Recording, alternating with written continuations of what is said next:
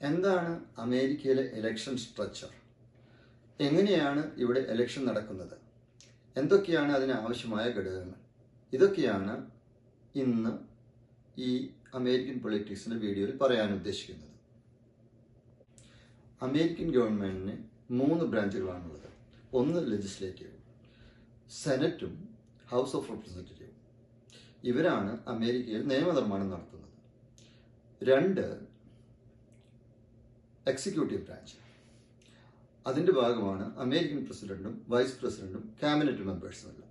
ഇവരാണ് അമേരിക്കയിൽ നിയമം എൻഫോഴ്സ് ചെയ്യുന്നത്. 3 ജുഡീഷ്യൽ ബ്രാഞ്ച്.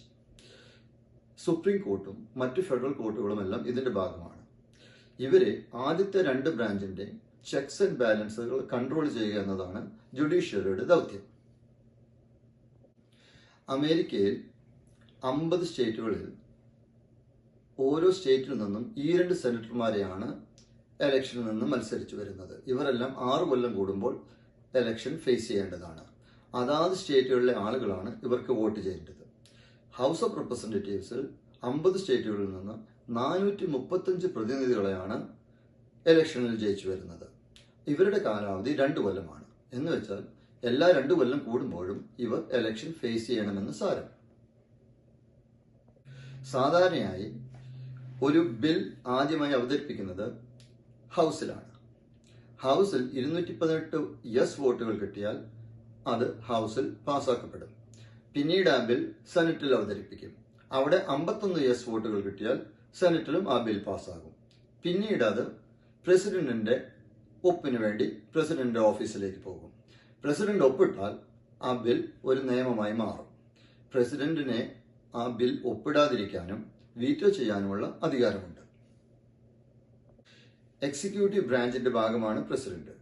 രാജ്യത്തിന്റെ മുകളിൽ വലിയ അധികാരങ്ങളുള്ള ആളാണ്. എല്ലാ സൈന്യങ്ങളുടെയും തലവനാണ് പ്രസിഡന്റ്. ലെജിസ്ലേറ്റീവ് ബ്രാഞ്ചുമായി ആലോചിക്കാതെ മറ്റ് രാജ്യങ്ങളുമായി യുദ്ധം പ്രഖ്യാപിക്കാനും യുദ്ധം നടത്താനും ഉള്ള ഭരണഘടനാപരമായ അധികാരങ്ങളൊക്കെ പ്രസിഡന്റിൽ നിക്ഷിപ്തമാണ്. ക്യാബിനറ്റ് മെമ്പേഴ്സ് എന്ന് പറയുന്നത് നമ്മുടെ നാട്ടിലെ മന്ത്രിമാരെ പോലെയാണ്. അവരെയെല്ലാം നിയമിക്കുന്നത് പ്രസിഡന്റാണ്. ഇവിടെ അമേരിക്കയിൽ മിനിസ്റ്റർ എന്നൊരു പദവിയില്ല. എല്ലാ വകുപ്പുകളുടെയും ചീഫ് ആയിരിക്കുന്നത് അതാത് ഡിപ്പാർട്ട്മെന്റുകളിലെ ചീഫ് സെക്രട്ടറിമാരാണ്. സ്റ്റേറ്റ് സെക്രട്ടറിയാണ് അമേരിക്കയിലെ ഏറ്റവും വലിയ ഉദ്യോഗസ്ഥൻ. അത് ഇന്ന് മാർക്കോ റൂബിയോ ആണ്. ജുഡീഷ്യറി ബ്രാഞ്ചിൽ സുപ്രീം കോർട്ടും അതിലെ ജഡ്ജിമാരും ഫെഡറൽ കോർട്ടുകളും അതിലെ ജഡ്ജിമാരും വരും.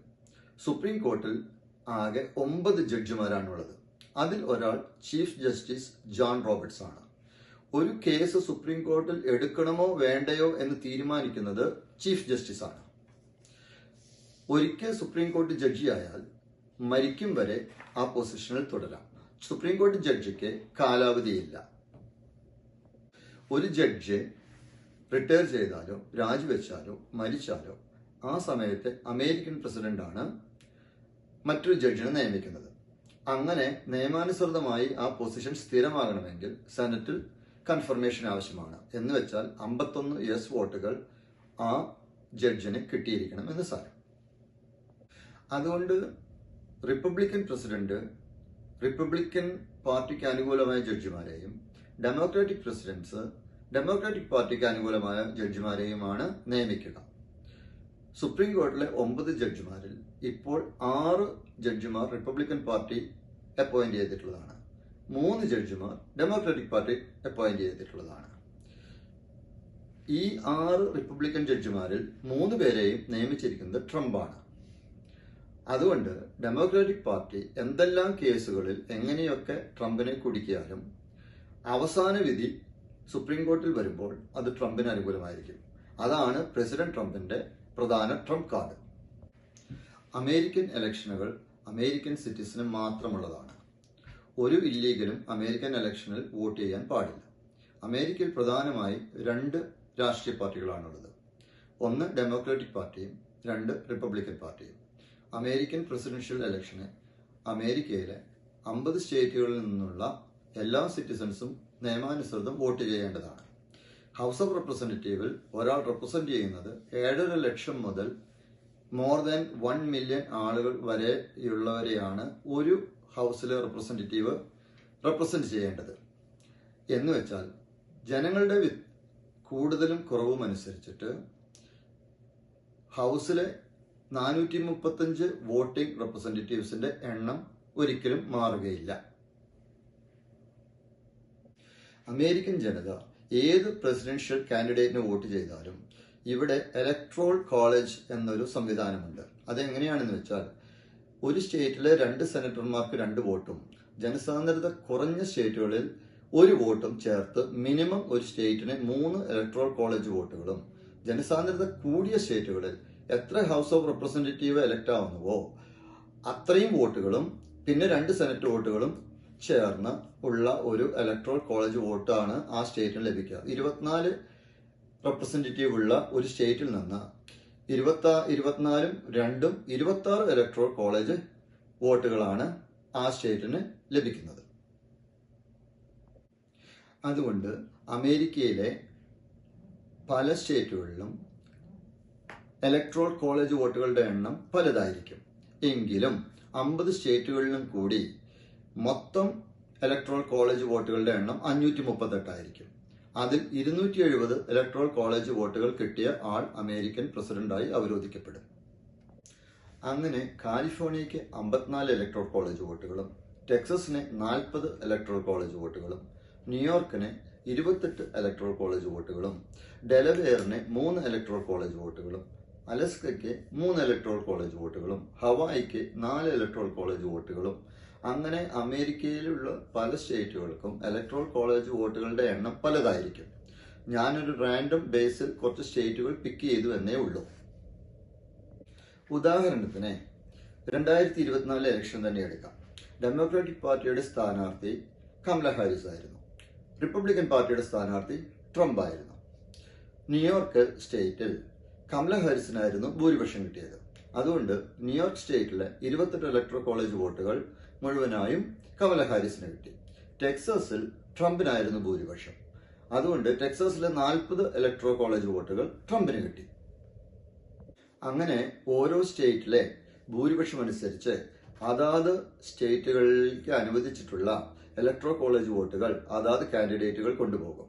അങ്ങനെ 270 ഇലക്ട്രോൾ കോളേജ് വോട്ടുകൾ കിട്ടിയ ആൾ അമേരിക്കൻ പ്രസിഡന്റായി തീരും. കഴിഞ്ഞ 2024 ഇലക്ഷനിൽ ട്രംപിന് 312 ഇലക്ട്രോൾ കോളേജ് വോട്ടുകളാണ് ലഭിച്ചത്. അങ്ങനെ 270 ഇലക്ട്രോൾ കോളേജ് വോട്ടുകൾ കിട്ടിയ ആൾ അമേരിക്കൻ പ്രസിഡന്റ് ആകും. 2024 ഇലക്ഷനിൽ ട്രംപിന് 312 ഇലക്ട്രോൾ കോളേജ് വോട്ടുകളാണ് ലഭിച്ചത്.